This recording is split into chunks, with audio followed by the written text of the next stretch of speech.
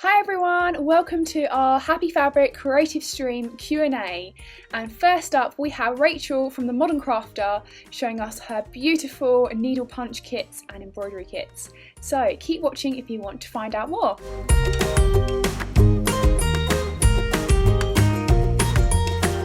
I thought I'll ask you a little bit more about you and how you started, how you got into the Modern Crafter. Yeah, sure.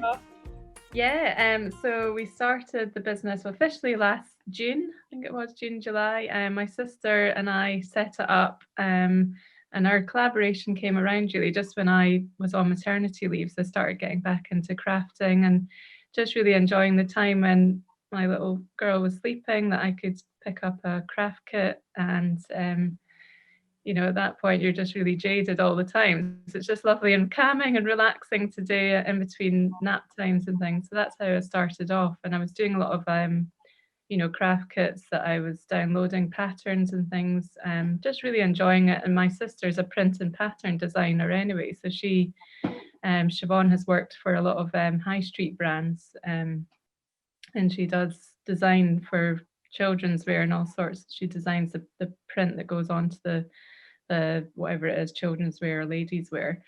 So I asked Siobhan if she could just design me something because I was buying a lot of kits, and I know she's a really good designer. So yeah, so it just went from there really. So she designed me a couple of things, and I just love creating them. They're just beautiful designs, and just really enjoying the sort of calming benefits of crafting as well, and just relaxing.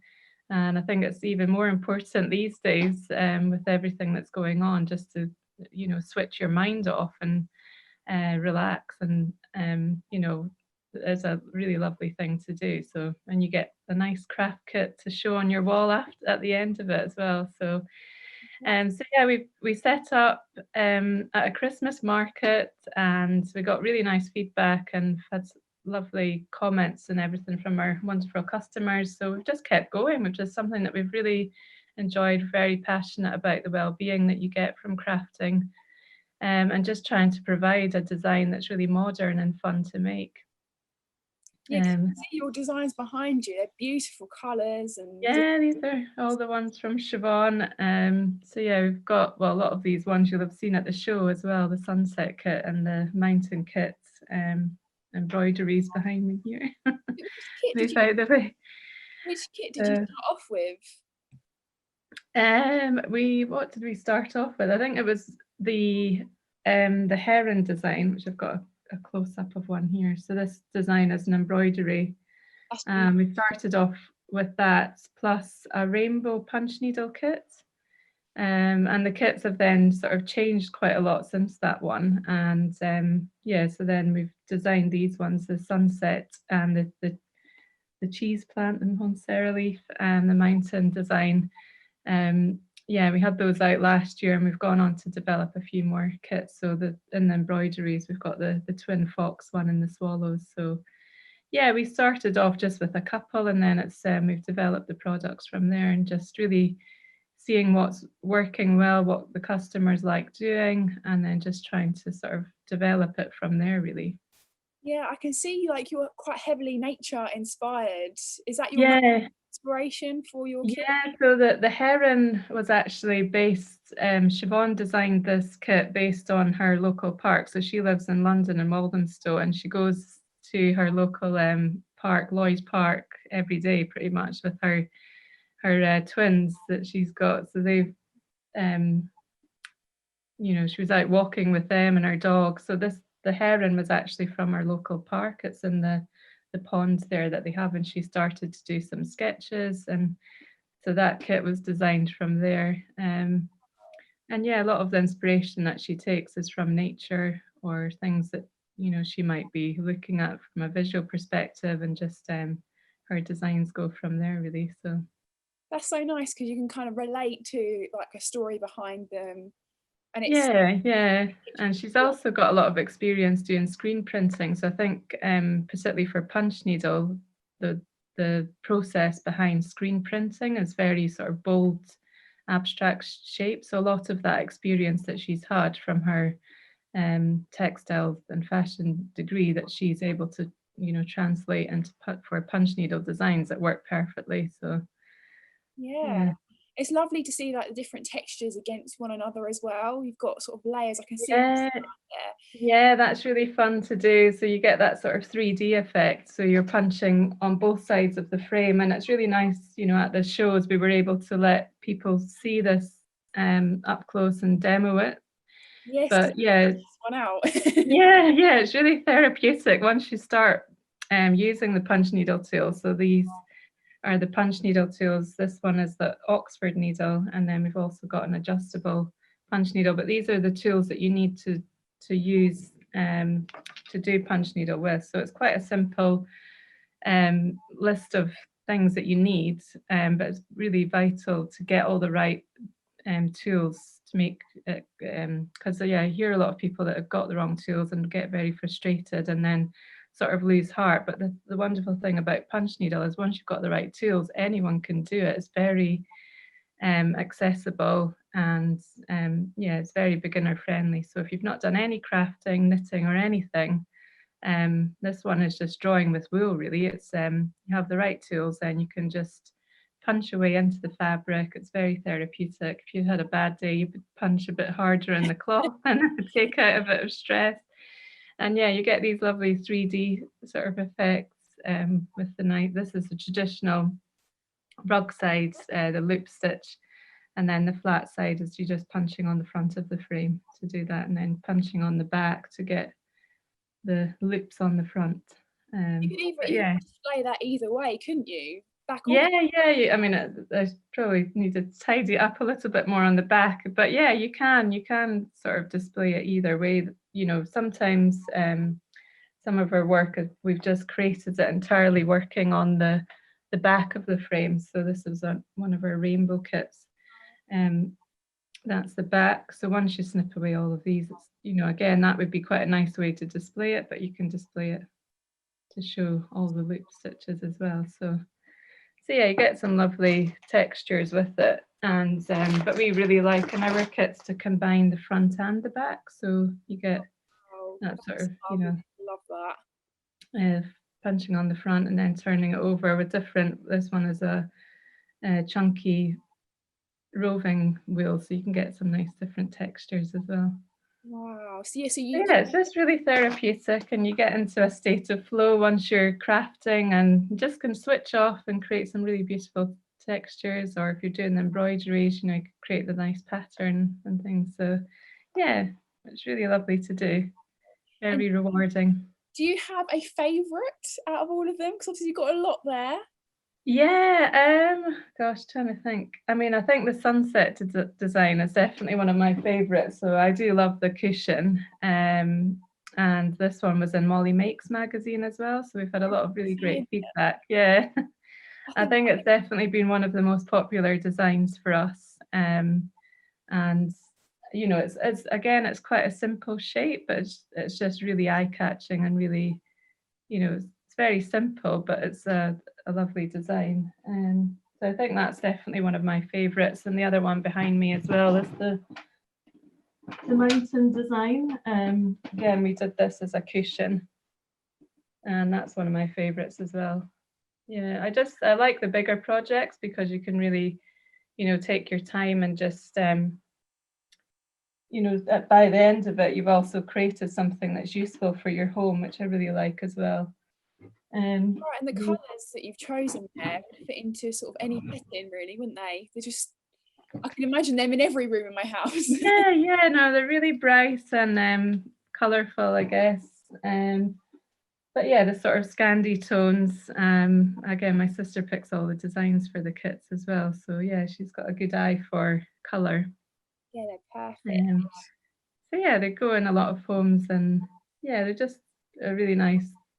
Everyone always comments on the textures. I think that's the most great thing about punch needles, all the textures that you can create. So yeah, definitely. So is there any new projects you're working on at the moment? Any sort of promotions or anything for Christmas coming up?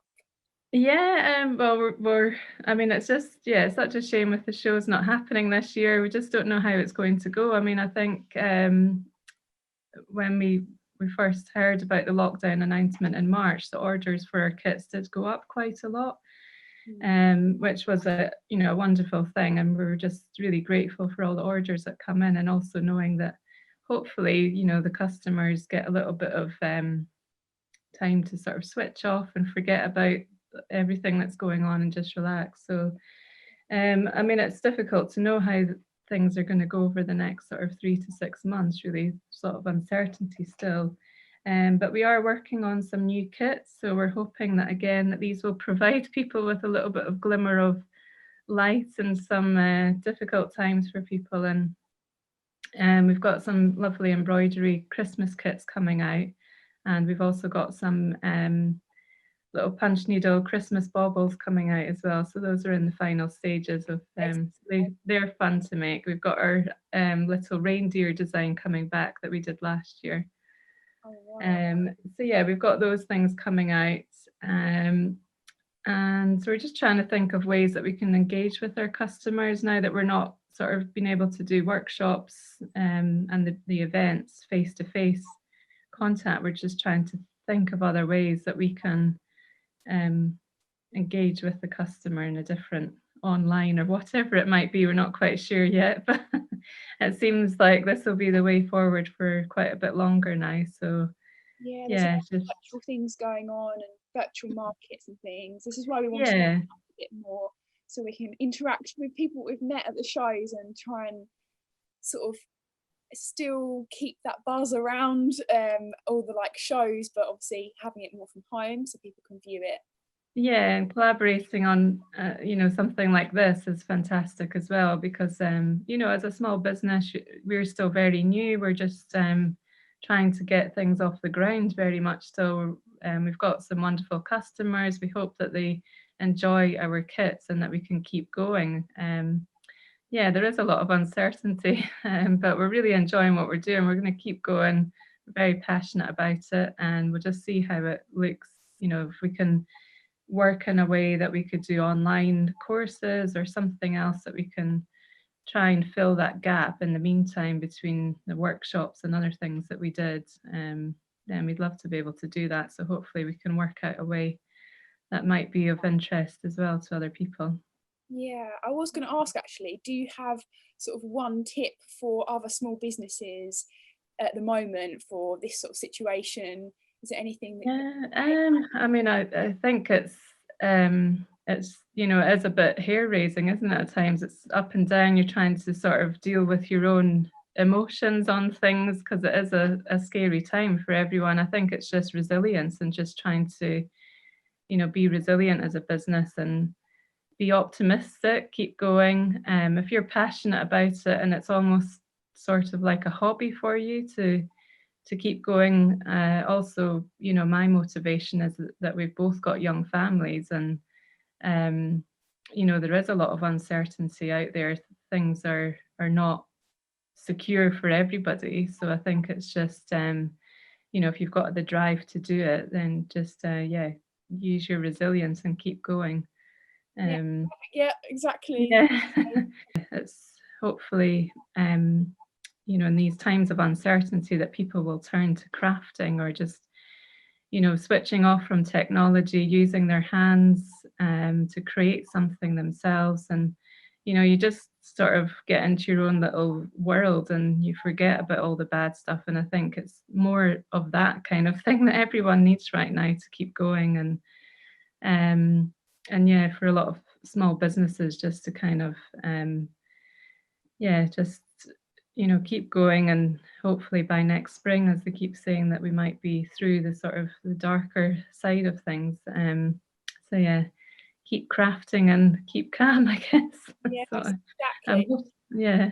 And it does keep you busy. It's something to do, sort of like you say, switching off the technology and just having a bit of a relaxation, learning something. This is the time to learn something new, isn't it? A new technique. Absolutely, yeah. And all of our kits are aimed at beginners, so whether you've tried crafting or not, they're suitable for everybody. Particularly punch needle, it's so easy to do, and it's just a lovely way to spend, if you want to start off with a small project, a few hours to complete, or then you can maybe, it might be the start of many, and you'll go on to do other projects. And yeah, just what a nice way to spend, some time if you've got that you're indoors and just looking for something to do, and not look at your phone all the time, or read the news or whatever, just to switch off and, be in a nice sort of mindful state of calm.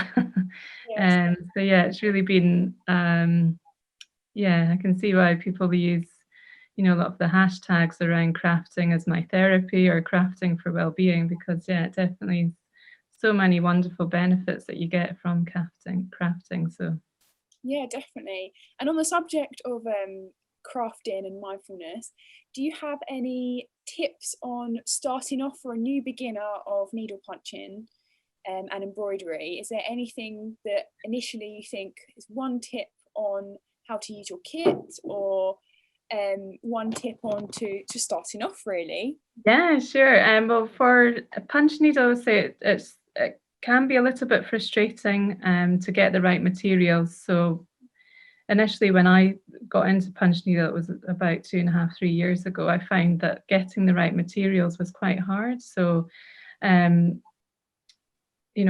really loved the crafts, and but yeah, the materials, a lot of it was coming from America. It was very expensive to try and source that then in this country, and so that was quite frustrating. So I think, as long as people understand about the different types of fabric, so you don't necessarily need a cloth called monk's cloth. I work mainly with linen, and that one's, very easy to come by in the UK. So it's just getting the right tools. So you have the Oxford punch tool. This one does come from America, but this one is the best tool that I've used. It's by a lady called Amy Oxford, and she's been making rugs for over 30 years. And this one is like a superior premium tool.